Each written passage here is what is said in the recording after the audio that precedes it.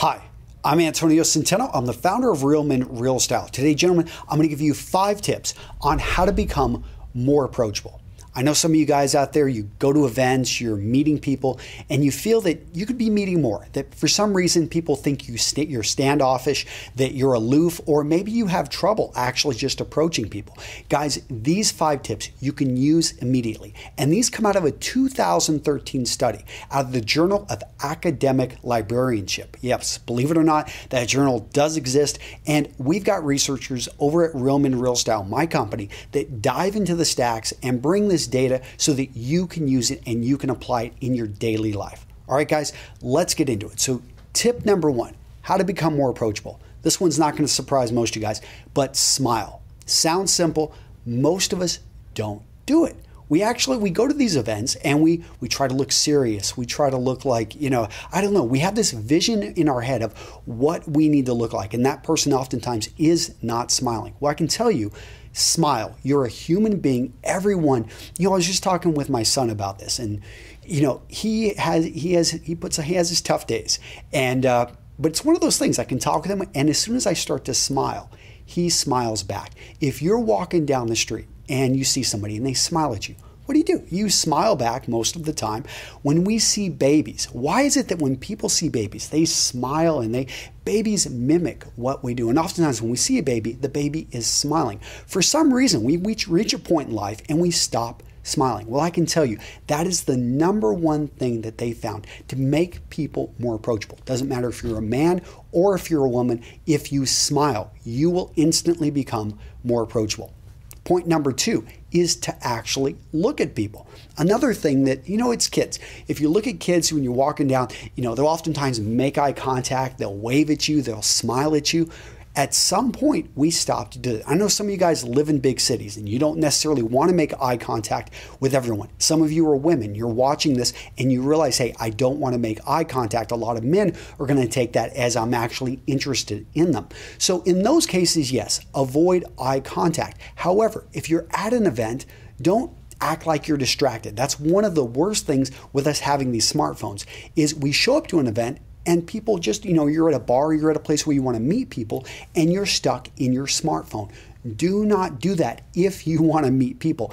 Actually being distracted in your smartphone is going to turn people away. In addition, when you look at people, actually hold the gaze for a couple seconds and then go back to point number 1, smile. So make sure that you're engaging with people, you're looking at people, and you're not looking distracted.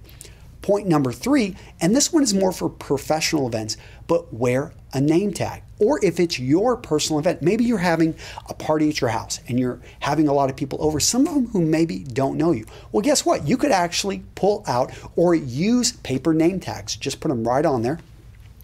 But if it's a professional event and you go to a lot of professional events, actually look to have your own name tag. I remember when I was getting my MBA back at Texas, so when we were at UT, they actually gave us these really cool name tags. And it was for when we showed up to professional events, whenever companies would come in and we would meet with people. But that's the thing, is you go to a conference and they give you these tags, these name tags to actually wear, these badges. Well, I know that I've taken mine off when I go to later on the parties and stuff. But what I find is it's actually hard for people to remember your name because they're meeting so many people.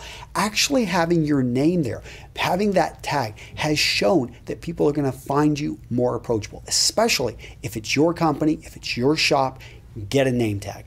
Point number 4 is the formality of your clothing. Now, this is where it gets interesting. If you're relatively young, you're in your 20s, maybe your early 30s, if you dress too formal, you're overdressed, then you're going to actually be almost unapproachable. And it's something that could negatively affect your approachability. However, once you get into your 40s, 50s, 60s, or if you're the owner of the company, the more formal you are, and actually, especially if you bring in a little bit of, maybe a bow tie, something that's a little bit dandy, something that grabs a little bit of attention, maybe a hat, something that's a little bit more fashionable, you can all of a sudden significantly increase your approachability. So the point there is, if you're younger, be careful, maybe dress one level above at most, but look at also the surrounding. And the way to get around that is always pay attention to your fit of your clothing and actually maybe bring in a little bit of color, which takes us to point number 5, color.